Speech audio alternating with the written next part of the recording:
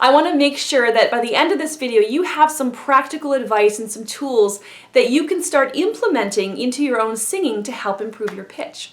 All right, so now let's talk strategies. So one of the first things that we can do is just learn to be able to match our voices to an instrument. So for example, if I play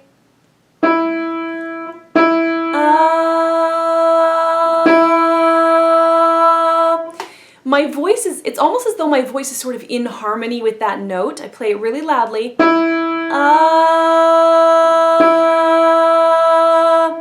And I can hear this really nice relationship between my voice and the acoustics of my voice and the acoustics of the piano. But if I were to play, instead of singing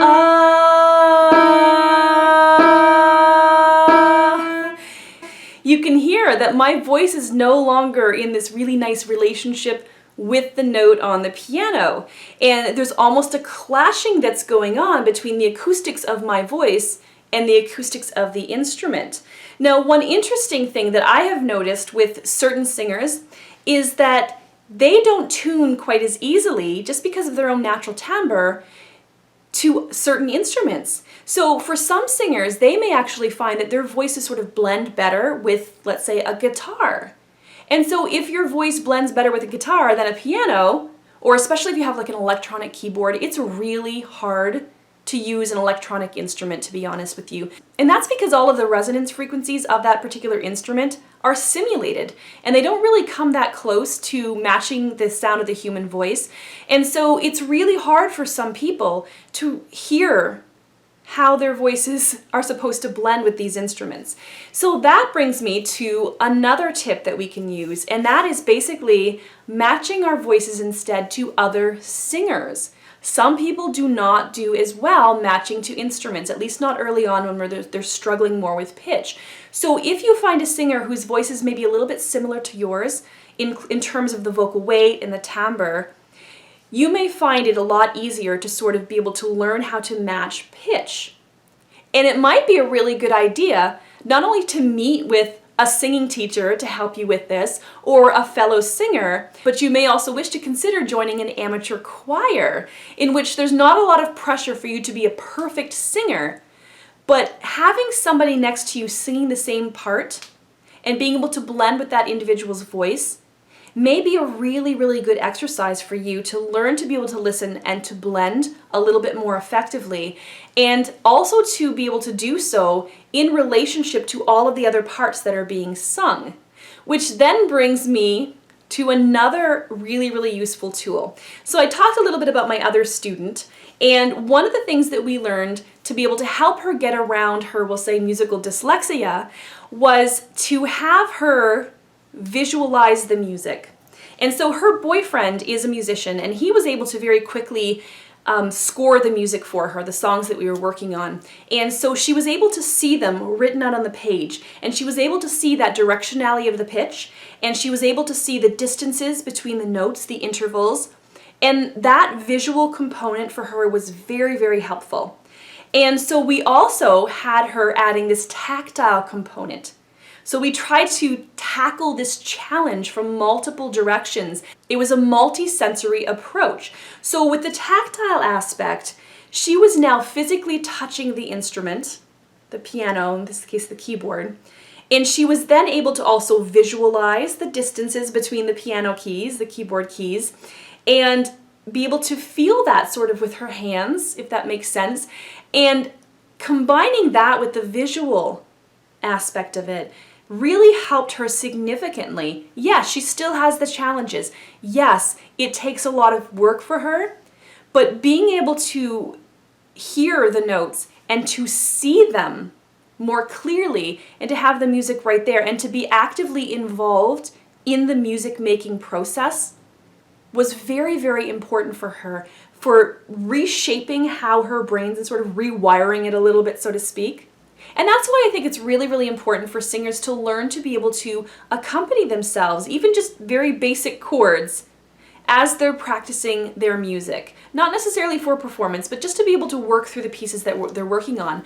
Because now they have this sort of multi-sensory approach. They're reading the music on the page, they're visualizing the pitch movement, the intervals between those pitches, and they've got that tactile component.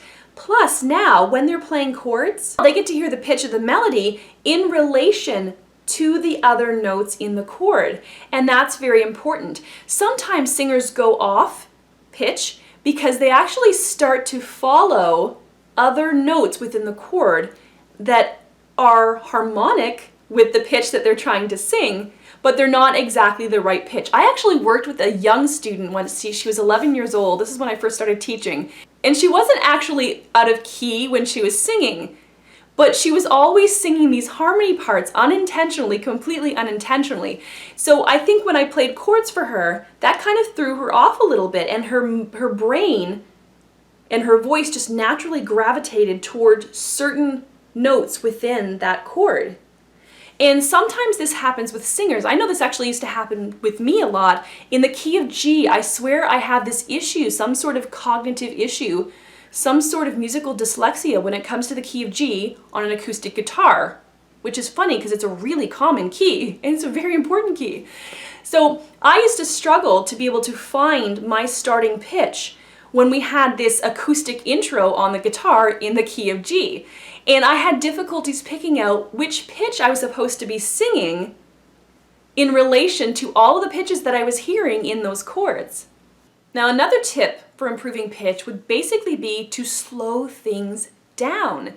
Oftentimes when we're learning new songs, especially working through vocal runs and riffs or agility passages, we just want to kind of stay in the tempo of the song and just play it.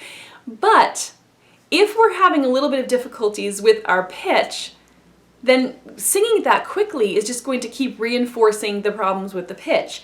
So if we break down the individual run or riff, or even just the exercise, into its individual notes and sound each note first and make sure that we understand which note we need to sing, that we can sing that note squarely on pitch, and that we understand the relationship, intervallic relationship, for example, between that note and the next note, and then the next note after that, then we're going to have better luck in terms of being on pitch when we're singing these fast-moving passages. But don't be in a hurry to sing them. Slow them down and make sure that you know which pitches you actually need to sing, and you have an understanding of the directionality of the pitch. Now, one other thing that we may need to consider doing, and you may not like it at all, is changing the key in which you're singing the song. A lot of singers are very insistent upon singing the song in the original key. But if your technical development isn't there yet, you're likely going to feel a lack of technical security. You're not going to feel very confident with your ability to, for example, sing that high note or that really low note in the song. So then in that case, you may wish to consider, at least temporarily, until your technique is developed further, raising or lowering the key. I've used this analogy before, but if you wear a size medium shirt, it's because that's the size that fits your medium-sized body. Now, you may gain or lose weight and that size may change, but for right now, if you wear a size medium, if that's the size that your body is, that's the size that you should be wearing. And so consider buying sheet music in different keys. There's a reason why sheet music is available in different keys. More and more, I'm becoming aware of the importance for singers to learn solfege and to do some ear training. So I'm currently volunteering to teach an a cappella singing class to a group of high schoolers, and it has been an incredibly fun challenge, and the co-teacher and I, we sing along, we learn all these different parts, and it really helps them to be able to do a little bit of ear training, to be able to hear the differences between the notes that they're singing and the notes that their neighbor is singing, the neighbor in the group. And of course, there are lots of resources and tools available to you, many of which are free of charge, that can help you improve your ear and your ability to produce the correct pitch. For example, there's pitch matching software that will basically tell you whether or not you're singing the right pitch. So it works a little bit like the electronic tuner that I use to tune my guitar or bass when I'm on the go and when I don't have another instrument to tune to. So basically it has a little meter, and that meter moves depending on the pitch that we're playing. So if it moves this way a little bit, it's a little bit flat in pitch, a little red light will go off. If it's this way, it's a little bit sharp, a little red light will go off. But if that string is tuned squarely on pitch, ding, ding, ding, a little green light will go off. So it works a little bit like that. You'll probably need some sort of microphone. I'm not sure if a webcam mic is adequate, but it may be. There are also lots of other ear training resources available. I know that there are some books that come with some CDs that you can purchase that will give you lots of exercises to help challenge your ability to be able to hear pitches and to be able to reproduce them, especially in various intervals.